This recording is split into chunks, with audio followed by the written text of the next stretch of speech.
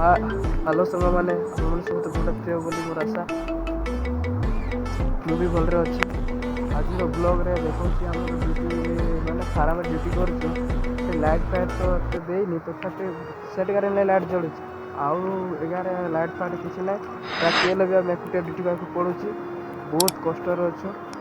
କଷ୍ଟ କଲେ ରାତିରେ ଏକୁଟିଆ ଲାଇଟ୍ ଫାଇଟ୍ ନାହିଁ, ସୁନସାନ୍ ଜାଗା, ଡର ବି ଲାଗୁଛି।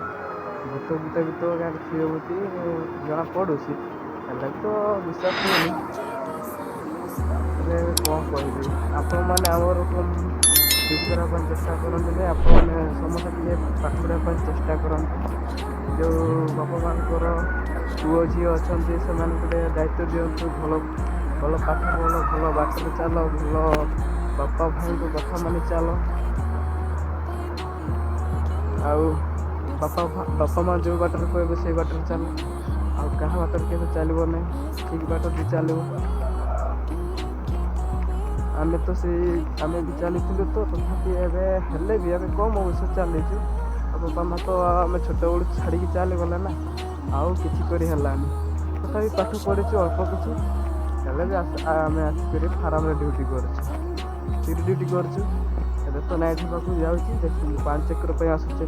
ଦେଖନ୍ତୁ ପାଣି ଏଇଟା ଆମର ବୋତଲଟା ଗୋଟେ ଅଛି। ସେଇ ବୋତଲଟା ଯେତେ ତଳକୁ ଓହ୍ଲିବ ନା, ସେତେବେଳେ କହିବୁ ପାଣି ଫୁଲ୍ ହେଇଗଲା ବୋଲି ଜଣାପଡ଼ିବ। ଏଇନା ଉପରେ ଅଛି, ଅଧା ଅଛି ପାଣି, ମୁଁ ଛାଡ଼ି ଦେଇଛି ପାଣି। ତାପରେ ଏଇନା ଆଉ ଦେଖି ଆସେ ପାଣି କେତେ ହେଲା ବୋଲି। ଦେଖନ୍ତୁ ପାଣି କେତେ ଅଛି, ହେଲେ ଆପଣମାନେ ସେଇଟା ବୋତଲ ଯେଉଁ ଦେଖାଯାଉଛି ନାଇଁ କି, ସେତିକିରେ ପାଣି ଅଛି। ଯଦି ତଳକୁ ଓହ୍ଲିବ ହେଲେ ପାଣି ଫୁଲ୍ ହେଲା ବେଳେ ଜଣାପଡ଼େ, ବଡ଼ ଟାଙ୍କିଟା। ଆଉ ଇଆଡ଼େ ତ ପୁରା ସମୁଦ୍ର ପରିକା ଫ୍ୟାନ୍ ଗୁଡ଼ା ଲାଗିଛି ଶୁଖା। ବହୁତ ବଢ଼ିଆ ମାନେ ରାତି ମାନେ ବହୁତ ଜୋର ପବନ ହୁଏ, ବହୁତ ଥଣ୍ଡା ବି ପ୍ରବଳ ଲାଗେ। କି କରିବା ଆଉ, ଚଦର ଫଦର କମ୍ବଳ କିଛି ନାହିଁ। ଆମେ ଏମିତି ଡ୍ୟୁଟି କରି ଚାଲିଛୁ ଆଉ। ଏତିକି ରହୁଛୁ। ଜୟ ଜଗନ୍ନାଥ ସାଙ୍ଗମାନେ।